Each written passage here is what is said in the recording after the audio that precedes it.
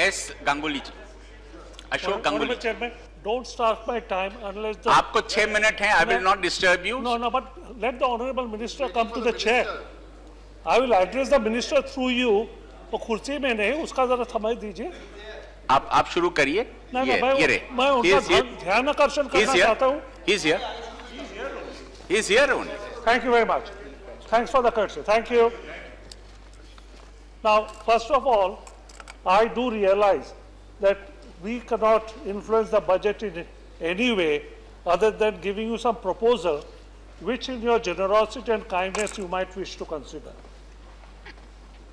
But it is on a broader issue of national budget. First of all, I wish to compliment you and your colleagues for postponing the debt management role of the Reserve Bank of India. It's very critical.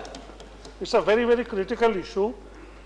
And I think a public hearing of what you feel, I was on the board of RBI, so I do realize the critical nature of the debt management issue. Now, I want to just bring 4 issues to your kind attention. First is, there is already the early signs of the volatility of the crude prices. You as a financeman do realize that there is a cycle, there is a price cycle about crude.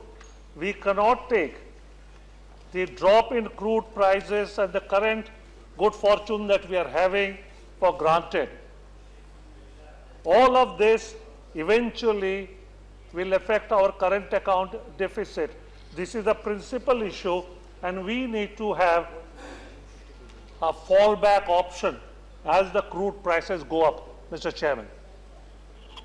Secondly, it is a fact of life that due to the uncertainty of the monsoon, and we have also seen the impact of global warming on the recent destruction of crops due to unseasonal rains. Therefore, we cannot take for granted that the monsoon is going to follow a certain pattern. If it does, I think it is our good luck. However, we must not also be in despair, and in anticipation of an uncertain monsoon, you have to have a special cell in the Agriculture Ministry because it affects our finances and the condition of the farmers to provide satellite tracking and advising the farmers about what is likely to unfold. However, we also need, and this is for you as a leader of the money matters in this country, to have a long-term plan about how we are going to deal with uncertainty of one of the biggest boons that a tropical monsoon-fed country like ours has. One of the examples is the river connecting projects and water conservation programs, which I think must be funded. Along with the World Bank and other institutions, we have to have special projects for water conservation, river joining, river connecting, so that out of the 1% rain which goes into the aquifer, we can increase at least, say, 1.5% over the next 5 years. The third is an appeal to you, Honorable Minister, through you, Chair. And that is, kindly don't make the direct tax returns more complex than they are. You have promised us simplicity, you have promised us automation. Kindly, in order to improve tax collection productivity and make the life of people a little more simple, make the tax collection and returns to be more user-friendly. It will help you, Honorable Minister, to collect more revenue. I now come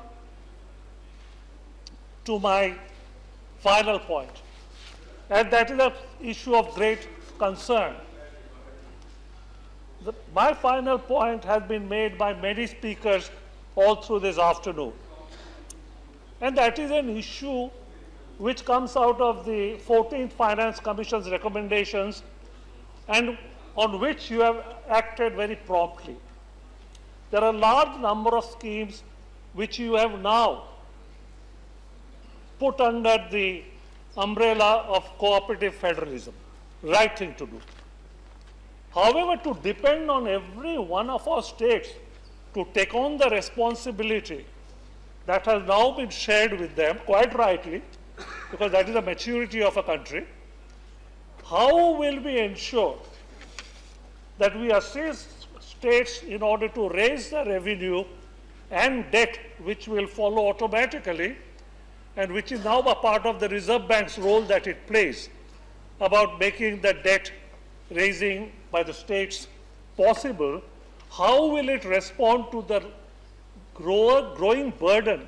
Yes, the revenue will be shared, but so will the burden rise on the states as well as the center, because eventually your purpose is that most of these programs which are for the poor, which are for the farming sector, which are for women, which are for children, which are for education, some of it you have kept in the center.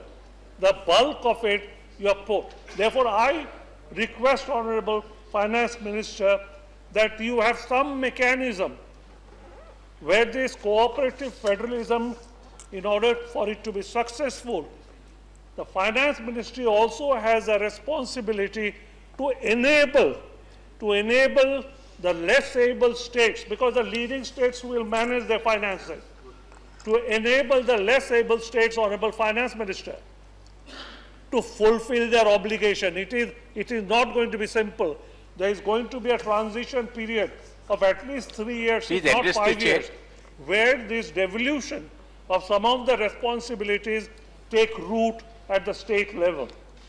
Honorable Chairman, you had given me 6 minutes. We are on the 6th minute.